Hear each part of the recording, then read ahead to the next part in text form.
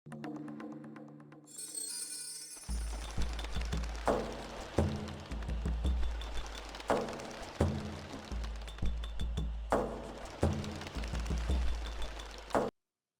Friends.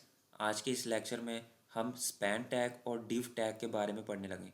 HTML के ये दोनों टैग बहुत इंपॉर्टेंट हैं और आज हम इन दोनों टैग्स का डिफरेंस पढ़ेंगे कि इन दोनों में फ़र्क क्या है और ये दोनों के दोनों इंपॉर्टेंट हैं।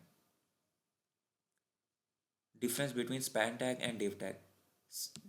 स्पैन टैग पहले पढ़ते हैं। Span tag is used with inline elements, यानी कि अगर आपने एक ही एलिमेंट के अंदर आपने कहीं पे CSS अप्लाई करनी है तो उसके लिए आप स्पैन टैग का यूज़ कर सकते हो। और अगर आप बहुत सारे एलिमेंट्स को ग्रुप करके उसके ऊपर CSS अप्लाई करना चाह रहे हो तो उसके लिए आप डिव टैग का यूज़ करते हो।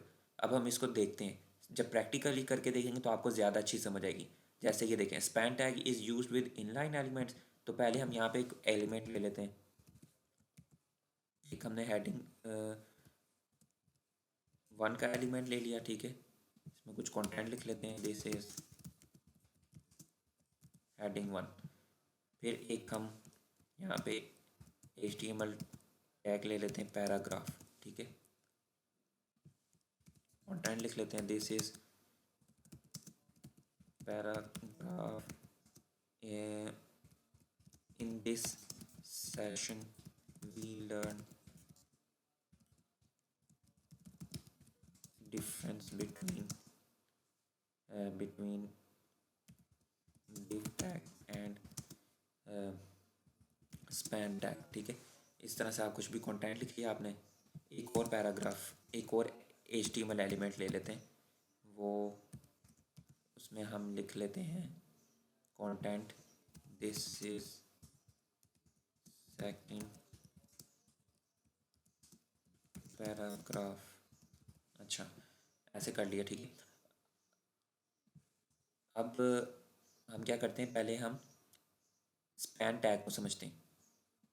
अगर मैं इस कोड को रन करूं तो आप यहाँ पे देख रहे हैं कि ये हमारी हेडिंग आ गई, ये पहला पैराग्राफ है, ये दूसरा पैराग्राफ। अब ये मेरी जो पूरी की पूरी लाइन है ये है ब्लैक कलर में, ठीक है। CSS के तो मैंने आपको तरीके बताया मैं अप्लाई करने के, ठीक है।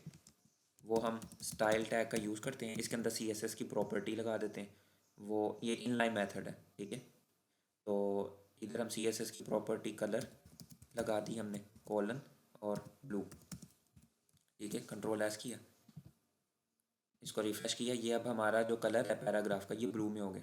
अब मैं भाई मेरे दोस्तों, यहाँ पे जो आपको बात समझाना चाह रहा हूँ वो समझें। स्पैन टैग पहले हम पढ़ेंगे, is use with inline elements. वो कैसे, अब हमने अप्लाई करना है। मैं चाहता हूँ कि ये जो मेरी पूरी की पूरी ब्लू लाइन है, ठीक है ना, पैराग्राफ की, इसको मैं पूरे को मतलब कि इस पूरे पैराग्राफ को मैं ब्लू कलर में नहीं करना चाहता। मैं सिर्फ ये जो इतना पोर्शन है इन दिस सेशन, इसको सिर्फ ब्लू कलर देना चाह रहा हूँ। अब मैं क्या करूँगा, उसके लिए स्पैन टैग का यूज़ करूँगा। यानी कि मैं इधर आऊँगा, यहाँ पे मैं स्पैन टैग का स्टार्टिंग टैग डालूंगा और जहाँ तक मैंने इसको कलर देना है, यानी कि इन दिस सेशन के बाद ही मैं इसका जो क्लोजिंग टैग है वो डाल दूंगा, ठीक है। वो डाला। अब आप इस स्पैन टैग के अंदर आकर, ठीक है, इसके स्टार्टिंग स्पैन टैग के स्टार्टिंग टैग के अंदर आकर यहाँ से ये जो आपने पैराग्राफ को ब्लू करने के लिए जो आपने ये स्टाइल एट्रीब्यूट का यूज़ किया था, यहाँ से इसको कंट्रोल एक्स करें, यानी कि कट करें, और यहाँ से जाके स्पैन के अंदर इसको कंट्रोल वी कर दें, कंट्रोल एस कर दें। अब क्या होगा कि मैं चाह रहा था कि मेरी जो पूरी पैराग्राफ की लाइन है ये ब्लू में ना हो, सिर्फ इन दिस सेशन वाली जो इतना पोर्शन है ये बस ब्लू में हो जाए। तो अभी हम इसको इसी तरह करके देखते हैं। मैंने इसको रिफ्रेश किया, ये अब आप देखें, ये उसने क्या किया, एक ही एलिमेंट था, यानी कि ये पूरा क्या था, एक ही एलिमेंट था ना पैराग्राफ का, ठीक है।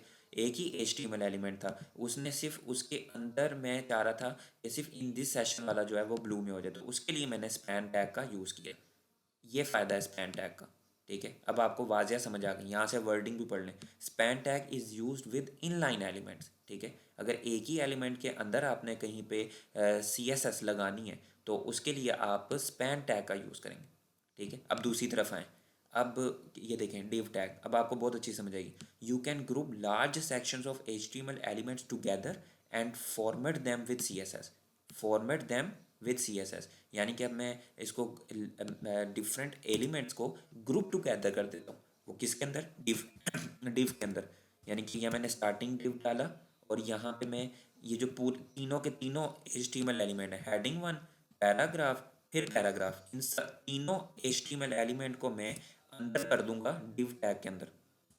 ये इस तरह इसका क्लोजिंग टैग डालकर डिव टैग का मैंने क्लोजिंग टैग डाला। अब मैं क्या करता हूँ, मैं कहता हूँ यार कि ये जो तीनों के तीनों मेरे जो HTML एलिमेंट हैं इनके ऊपर जो है ना रेड कलर आ जाए, ठीक है। तो मैं क्या करूँगा, सिंपल इस डिव के अंदर जाऊँगा, यहाँ पे भी मैं Ctrl+V करूँगा स्टाइल, और यहाँ पे मैं जो कलर है वो इसको दे दूँगा रेड, ठीक है।